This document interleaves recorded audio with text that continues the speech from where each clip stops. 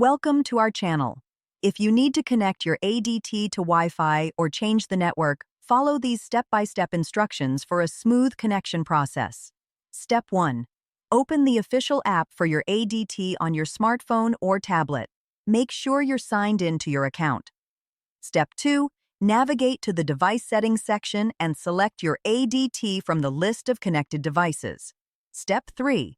Look for the Wi-Fi or network settings option and tap on it to view current connection details. Step 4.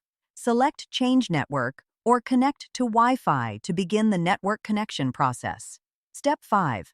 Your device will scan for available Wi-Fi networks. Select your desired network from the list of available options. Step 6. Enter your Wi-Fi password carefully when prompted. Make sure to use the correct case and special characters. Step 7. Wait for the device to connect to the new network. This may take a few moments as the device establishes the connection. Step 8. Confirm that your ADT is successfully connected by checking the connection status in the app. Test the device to ensure it's working properly on the new network. Don't forget to like this video and subscribe to our channel.